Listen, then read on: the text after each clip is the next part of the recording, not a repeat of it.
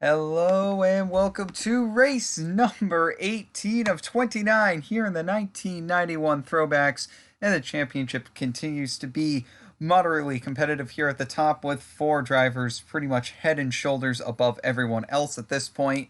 Rusty Wallace, Dale Earnhardt, Mark Martin, and Alan Kulwicki all still stuck in a dogfight here. However, looking further on back, competition is still fierce for fifth on up to eighth, as we got Elliott, Schrader, Richmond, and Allison and Rudd virtually on top of each other, so make that ninth.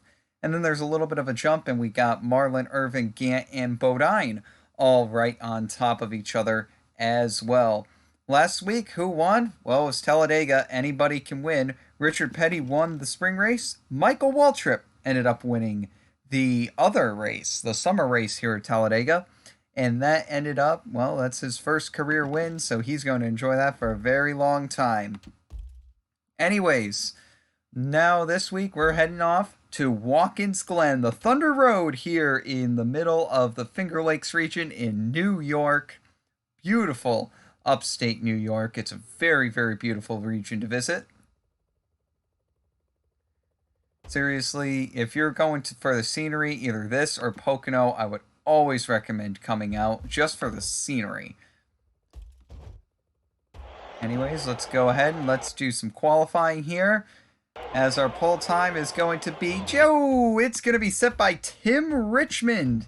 He's going to be set on the pole. I tell you what, this 25 car seems to be getting really fast as of late. Richmond so far winless in the 1991 campaign. You got to figure that's not going to last for too much longer. So let's go ahead and give you the top 10 in the starting order here. It's going to be Tim Richmond. He's on the pole. In second place, we've got Sterling Marlin. In third place, Davey Allison. Fourth place will be Ricky Rudd, who I'd say is the odds-on favorite to win. In fifth place, we've got Alan Kulwicki. In sixth, we have Mark Martin. Seventh, we have Rusty Wallace. Eighth, Ken Schrader. Ninth will be Bill Elliott. And rounding out the top 10, I think rather surprisingly here, Morgan Shepherd in the number 15 car. Here is the command for today's race. Driver, start those engines! The command has fired off here. Race is about to go green. 42 drivers lining up here to take on this road course here in upstate New York. It's a simple enough layout, perfect for these NASCARs. Fans always love seeing racing up here. Me personally, I think it's one of the best tracks on the schedule. Field creeps down here into turn number 7. Pace car dives off. And here they come down to the line. The green flag is out here from Watkins Glen. You can see a flyby of everyone here from the shot of the flag stand. Now everyone's trying to dive off into turn number 1. Looks clean so far. Looks like Tim Richmond's going to get the advantage early on here. Now here they come up through the S's, turns number 2, 3, and 4. As they all end up filing through, you see some 3 wide going on there. Looks like the front of the pack is still single file here. It's going to be Richmond, Marlin, Allison, and then Kulwicki, and it looks like Rusty Wallace is going to be able to get 5th here away from Ricky Rudd. Rudd falls into 6th. Elliott goes to 7th. Morgan Shepherd goes to 8th. And Mark Martin and Ken Schrader here are going to battle out fiercely for the 9th position. And we also have a battle between Brett Bodine and Phil Parsons for 10th. And I got to tell you what, with the exception of Brett Bodine, those Oldsmobiles were extremely fast at Talladega. I was really impressed with their speed. Meanwhile, Davey Allison trying to make a move here to the inside of Alan Kulwicki. Very risky, considering that gives the preferred line here to the inside driver here through turn 7, and that's exactly what happens. Very, very difficult to get a good run on the outside lane there going through turn number 7. And it doesn't cost Davey Allison a position, but it looks like it's going to cost Ricky Rudd a position, maybe even two positions. Rudd trying to fight back here on the outside of Bill Elliott. Elliott's not giving any ground. Meanwhile, looks like he's going to let Elliott on by. We'll see if Morgan Shepherd, if he lets him on by as well. Looks like he's gonna, and Mark Martin's gonna go right on by here as well. So that was a huge mistake there for Ricky Rudd. Meanwhile, Mark Martin looks like he's going to try to make a dive bomb move here into the inner loop. The chicane that was added on to here after Jimmy Means' rather scary accident in the 1989 iteration of this race. Martin still trying to clear Morgan Shepherd. It has not been an easy task. They're still side by side here going into turn number 6. We'll see if Morgan Shepherd's able to make the pass. He is not able to clear him. Martin's got the inside here, and it looks like, yes, he'll be able to clear Morgan Shepherd here going out onto the front straightaway. Meanwhile, it looks like Davey Allison maybe not as fast as everyone thought here to start. Look at this move by Elliott down to the inside. A beautiful move here by Elliott. Perfect outbraking. And that's going to net Elliott a ticket into the top 5.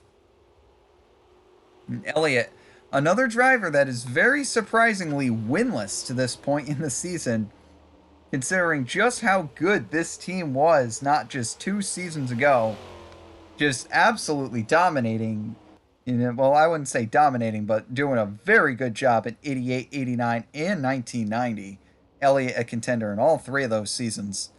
And it looks like this team has just faded away, to say the least. Well, maybe not faded away in a big way. I mean, he's still 5th in points. It's just, he's winless, and that is just very uncharacteristic of Awesome Bill from Dawsonville here. And another driver that struggled to get wins this season, number 6, Mark Martin. And it's not like he hasn't been up front. In fact, he was actually leading in points for a pretty good stretch there during the early part of the summer here.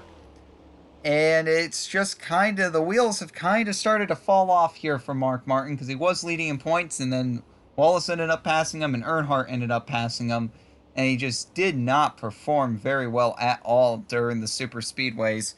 And that's something that's just really killed Martin's momentum in the points. He's slid all the way back to 3rd. He might be in danger of sliding back to 4th, considering how good Kulwicki's looking today. He's up there in the 3rd position, looking very, very strong. Right now, Tim Richmond, I think he's just trying to prove he can still go out there and win. There's just a ton of drivers where you're thinking, they're winless so far? Yeah. Richmond, winless. Martin, winless. Elliott, winless. Davey Allison, winless. So it's like, what? How are these guys without wins to this point in the season? It's crazy. Well past halfway in the season at this point. And it looks like Alan Quicky's got a very strong run on Sterling Marlin here. And how about the season Sterling Marlin has had? You want to talk about an up and down season. Sterling Marlin, in the 2nd and 3rd races, he had back-to-back DNFs. He finishes top 10 in the Daytona 500, back-to-back DNFs. So we were thinking, oh, top 10 in the Daytona 500. This is going to be a really good move for Sterling Marlin as he loses 2nd place to Alan Kulwicki here. Oh, this is going to be a great move for Sterling Marlin. And then it ends up, oh boy, back-to-back DNFs. And then 3 consecutive finishes inside the top 8. Great. And then he had a stretch of finishes, 4 in a row. Doesn't finish any better than 11th. And 3 of them were outside the top 18. Awful. And then he comes back. He finishes 3rd. And then he finishes 23rd. He finishes 2nd, 7th, 15th, 5th, 4th, 10th, and 12th. So it's been a sort of an up and down season here for Sterling Marlin. He's really just trying to break out here, and I think he's done a fantastic job of it so far. He's got an average finish of 13.4 to this point in the season. I'd say this has been a very, very solid 1991 campaign for this 22 team. And it kind of looks like that they are now the flagship team for Junior Johnson. And it seems like that they've gone away from backing the 11 and they've solely gone on to back the 22 because early on it looks like that Jeff Bodine was having a good car, but then Bodine just hadn't been putting up the finishes. And even today, Jeff Bodine, he's struggling. He's back in 23rd, and he's typically pretty good here at the road courses. So Jeff Bodine, he's really struggling today. Sterling Marlin up inside the top 5. So I think Junior Johnson's made his pick as to who he wants to have as his flagship driver. I think he's done a very, very good job here so far for the 22 team. If I was Junior Johnson, I'd be very, very happy with how Sterling Marlin has performed in that car. Very, very well done by this kid. He's only got one career win to his name, and that was back in the fall 1986 Talladega race. The first ever restrictor plate race at the Talladega Superspeedway. Proof to the saying that, yes, indeed, anybody can win at Talladega. Meanwhile, it looks like we've got a battle for 5th here. Martin looking for a way around Bill Elliott. Sort of made a peek to the outside there. Is he going to try to make a move here going into turn 7? Doesn't look like he'll quite get there. Meanwhile, Tim Richmond in pit road this early? Tim Richmond making a very early pit stop here, and this is going to be a very interesting pit strategy. I like it. We'll see how this ends up paying off for Tim Richmond as he sacrifices the lead and potentially some bonus points here to pit a little bit early.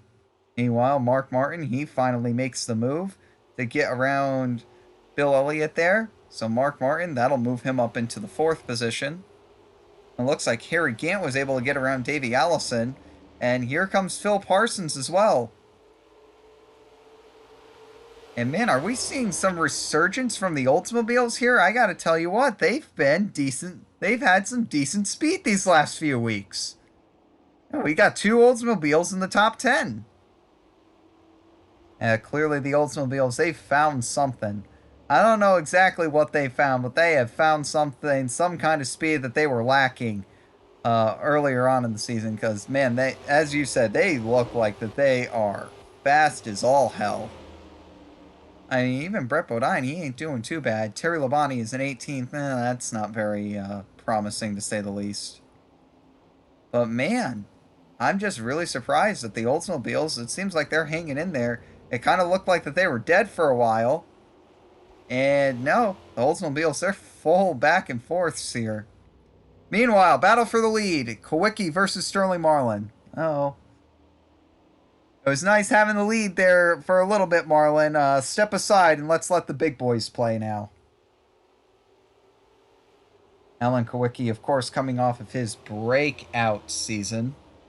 He ended up having that amazing 1990 campaign where he ended up winning 6 races. Pretty much all of them, it felt like that he backed his way into the wins, to be quite honest. But you know what? It's sometimes better to be lucky than good. And you can almost make a case that Alan Kulwicki won the championship by sheer accident. Because most of the wins they ended up getting, I think he only had 1 race where he truly dominated. The rest of them, he was pretty much gifted, or he was just an opportunist and he just took it at the right time. So Alan Kulwicki, but you know what? In order to be able to do that, you need to be able to run up front. And Kulwicki, he was able to really run up front last season, and that's why he was, well, that's why he was a champion. Looks like Rusty Wallace has now moved his way into the 2nd position. Take a look at the fastest lap times, and right now, Alan Kulwicki, he tops the charts, 112.589 miles an hour. Doing a very good job here leading. Tell you what, this 6 car, Mark Martin, he's doing pretty damn good. He's wheeling his car through the S's right now. Didn't exactly get the qualifying position he wanted. But Martin, he's been slowly dragging his way through the field. And, you know, it's always nice to see 3 of the top 4 in points battling it out here with each other in the top 4 positions. No, Alan Kulwicki first, fourth rather. Rusty Wallace first. Mark Martin third. The question is, where's Dale Earnhardt? And he's no. He's struggling a little bit today. 13th position. Not doing very well. And Davey Allison is in the way back train right now. He is falling way, way, way off the pace. Something very, very wrong with that 28 car right now. Yeah, I'd bring that car down pit road and figure out what's going on with it. Looks like Alan Kulwicki's pulling away from the field a little bit here. He's got a very fast Ford Thunderbird. And no surprise here, he knows how to get it done here at the road courses. You know, just to tell you how good he is at the road courses, although it's not a road course per se, it very much acts like it. 1987, Alan Kulwicki got his first career win at Martinsville, which he very much backed himself into. He got a very, very, very lucky race where he ended up just fighting and clawing his way up into second position. So we're talking, you know, Alan Kulwicki, second place, best career finish, no doubt about it for him to that point. And then Tim Richmond ends up losing a cylinder with 10 laps to go. And all of a sudden, you know, Tim Richmond's got like this 9-second lead on Alan Kulwicki. He's got, he's only got 6 more cars to lap in the field. Like, Tim Richmond just dominated that race. He doesn't blow an engine, but he loses a cylinder with 9 laps to go. So he's down about 100 horsepower.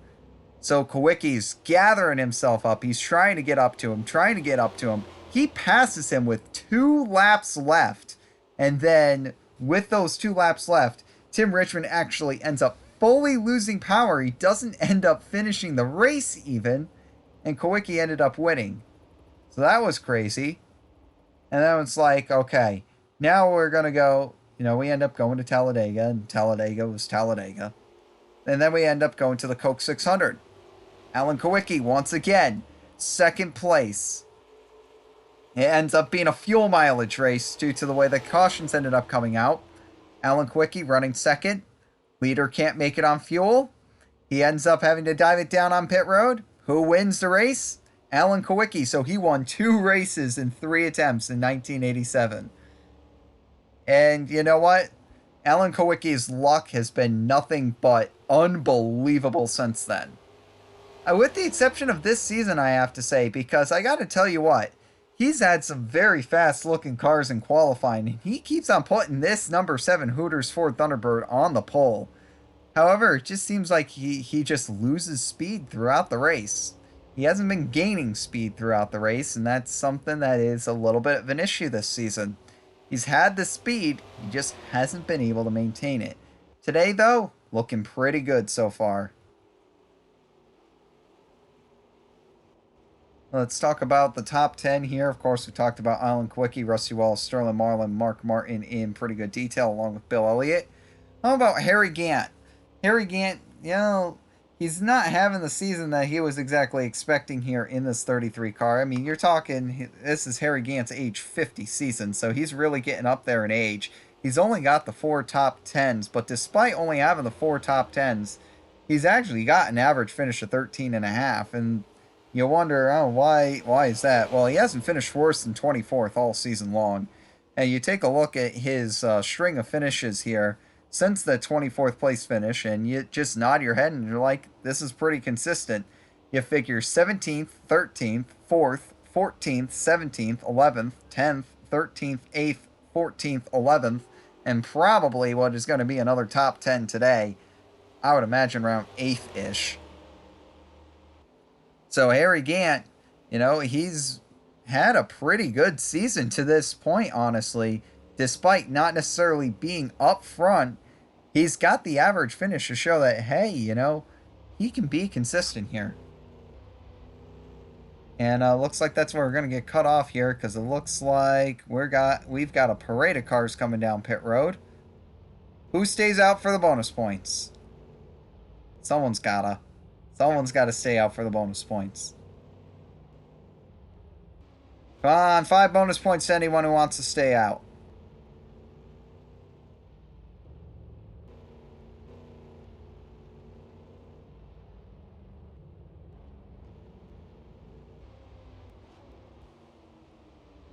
Doesn't look like anyone wants to stay out. And now here comes Tim Richmond. This is going to be interesting to see where Richmond comes out, because he should come out way ahead of everyone else because he has the fresh tires. And he will come out way ahead of Alan Kulwicki. He's gonna be a good 6 or 7 seconds ahead of Alan, I believe, here.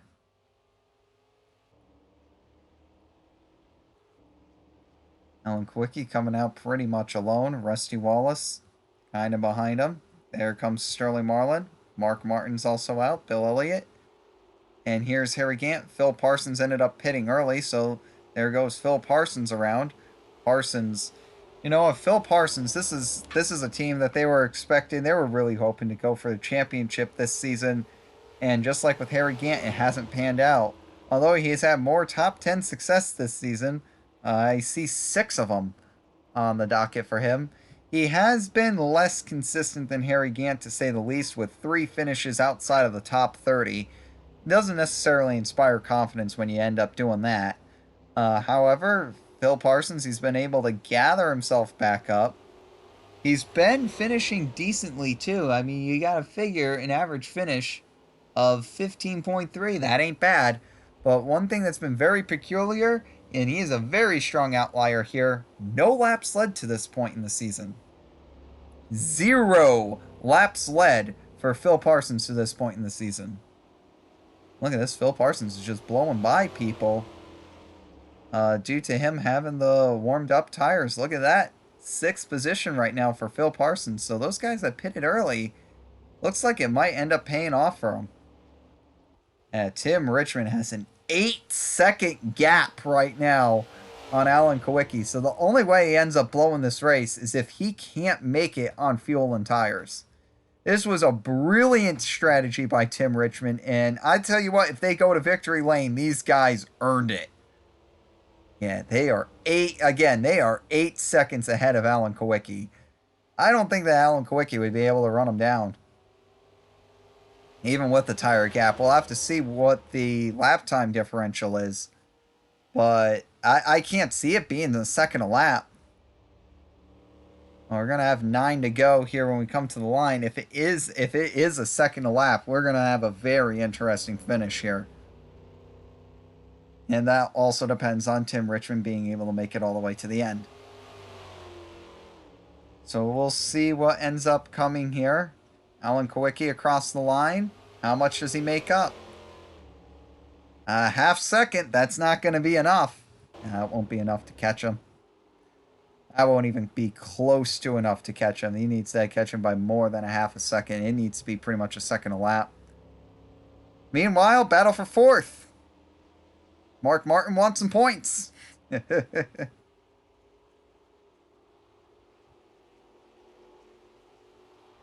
he's right on the back of Sterling Marlin, too. He's telling him he's going to try to make a move here going into the inner loop, I'm pretty sure. Going to duck down to the inside here. There he goes. See if he can make the pass here. It's a very difficult place to pass. Usually people just let you by. Marlin looks like he's going to let him by here going through turn 5.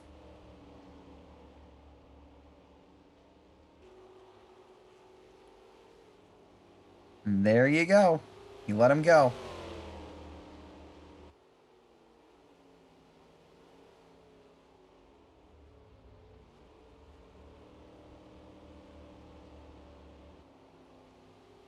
There we go through turn 7 here.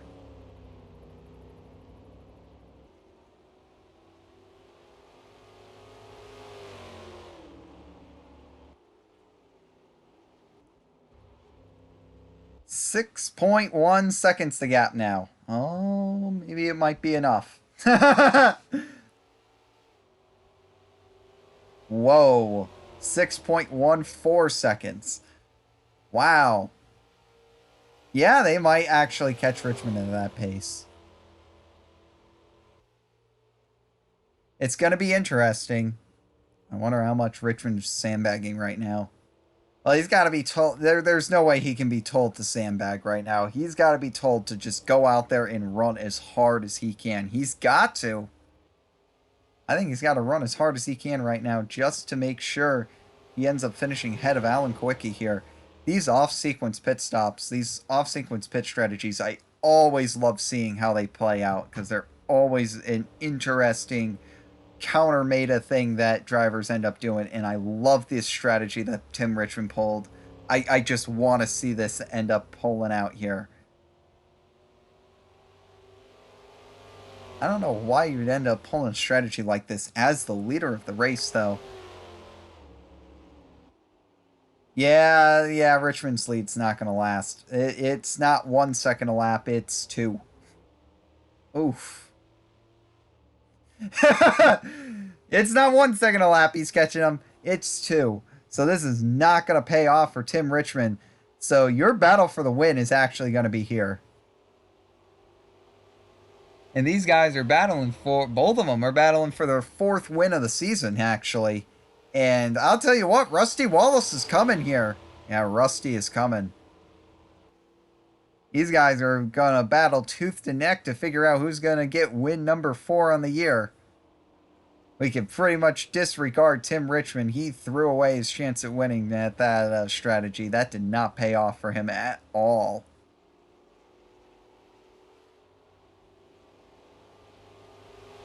Now, I was thinking that was going to be an awesome pit strategy, coming out 8 seconds ahead. It was all going to end up working out, and yeah, they're going to pass him on lap 19.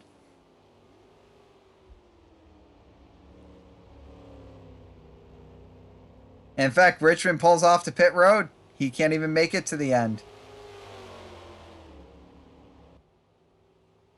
So clearly a miscalculation from Tim Richmond.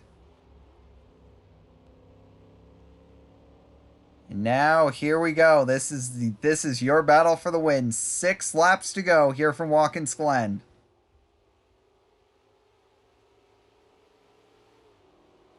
Tell you what, Rusty's got a very strong car. I'm betting he's going to be able to make a move here with 3 laps to go. Well, 4 laps to go is what I think he's going to make the move. Well, we'll see how long Kulwicki can end up holding off. You gotta figure, Wallace wasn't really in the battle for the championship last year, but he was in the battle for wins a lot with Kulwicki.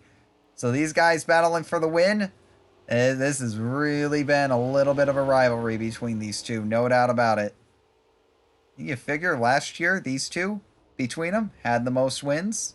So far this year, between them, most wins.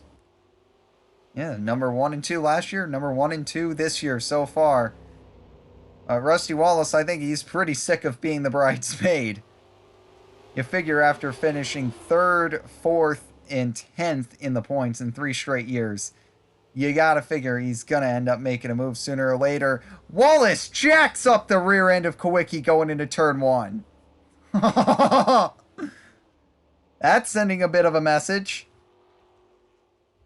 I don't think Wallace wants to go on by Alan Kulwicki as much as he wants to just punt him out of the way. Wallace with a very aggressive message to the defending champion. 5 to go.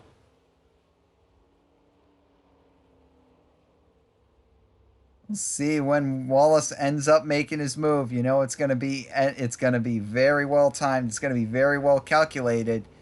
He can't let Kulwicki be able to develop a counterattack. If he ends up passing him too soon, Kulwicki will be able to counterattack, and he won't be able. Here we go. Rusty Wallace is going to try to make the move going into 6.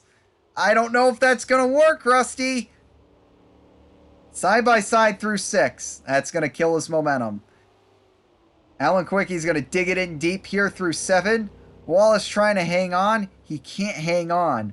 So that ends up killing Wallace's momentum. 4 laps to go. Mark Martin 3 seconds back. Wallace dive bombs to the inside of Kulwicki. Wow, he just sent it. That is the definition of sending it right there. What a move. Wallace to the point. And we'll see what happens here. Let's see if Wallace is able to take off with it or not. What a phenomenal move there by Rusty Wallace. I'll tell you what, I'm going to go ahead and say right now, that move right there, I think that was a championship winning move for Rusty Wallace.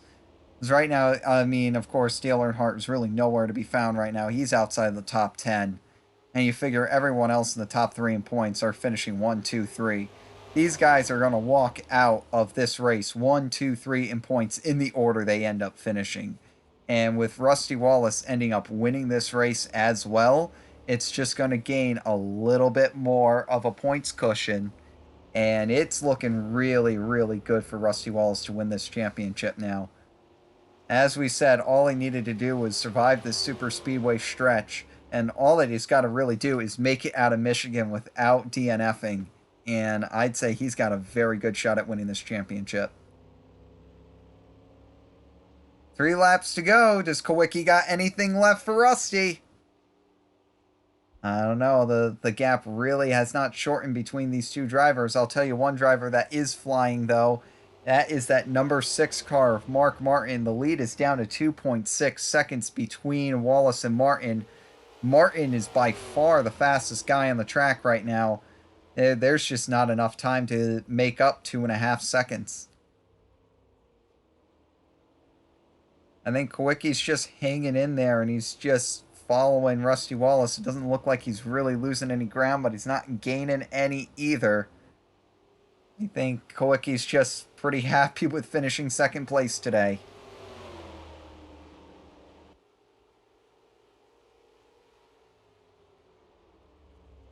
Hard braking zone into 6.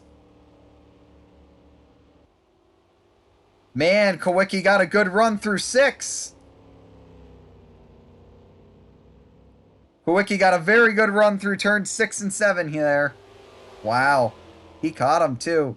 2 laps to go. Kulwicki got an amazing run through turns 6 and 7. Oh, this race ain't over yet. Kulwicki's right back to the bumper of Wallace. Oh, did Wallace end up using a little bit too much of his car? Did Kulwicki conserve just enough to try to be able to run down Rusty Wallace here? If either of these guys end up messing up or wrecking each other, Mark Martin is right there. He's going to end up being the winner. Oh boy, I got to tell you what, this is going to be a really good finish here at Watkins Glen. Alan Kulwicki's still right on the back of Rusty Wallace through the inner loop, and now through turn 5. Kulwicki is filling up every square inch of Rusty Wallace's rearview mirror coming out of 5. We'll see how close he can get. This is where Kulwicki got his strong run before, right here through turn 6. Kulwicki looks, he can't quite make the move through 6. I think that ended up killing his momentum a little bit. A lot of bit, I would say, actually. That might be enough for Rusty Wallace to just pull away. White flag, 1 lap to go. Does Alan Kulwicki got anything left for Wallace? Yeah, he does. He's right back. Kulwicki right back to the bumper after turn 1. Oh, there's still a car length there. Not quite back to the bumper. I tell you what, Mark Martin, if he has 3 more laps, he wins this race. Yeah, he does. Just straight up, if Mark Martin has 3 more laps, he wins this race. Hell, I think he might even win this race if he had 2. Oh, Kulwicki is right there through the inner loop. Where is he going to make his pass? Where is he going to try to make the move? He can't make the move on the outside of turn 6 again. He knows that didn't work. We'll see if he ends up making it going into turn 6 this time, rather than in the middle of turn 6. Hard braking into turn 6. Kulwicki tried to make a move again. Will he try to jump down to the inside here in turn number 7? Here we go. Kulwicki down to the inside here in turn number 7. They come off the final turn side by side coming to the line. Alan Kulwicki steals another one. Unbelievable. Wow, what a last turn pass here at Watkins Glen. Alan Kulwicki just stole another one. Win number 4 on the season. That's incredible. What a show put on by... Let's just go ahead and include Martin in here because he absolutely ran both of these guys down while they were battling. That was an utter show put on by the 3 best road racers that are currently in NASCAR right now. That was incredible. That was seriously incredible. What a finish. I really don't have words to describe that. That was just unbelievable. Alan Kulwicki wins the race on a last lap pass. Is there any other way that Alan Kulwicki can win a race? He's done this so many times. So many times. It blows my mind. Well, we go ahead and take a look at the points, and although Rusty Wallace, he didn't get the win credited to him, well, he still gets the points credited to him, and he once again expands his points lead by quite a bit here. He's now got a 126 points lead on Alan Kulwicki, 144 point lead on Mark Martin, and 171 point lead on Dale Earnhardt. What a race from Watkins Glen. That was incredible. And, well, I got to tell you what, tune in next week to see what we have here at Michigan for the Champion Spark Plug 400. We'll see you then.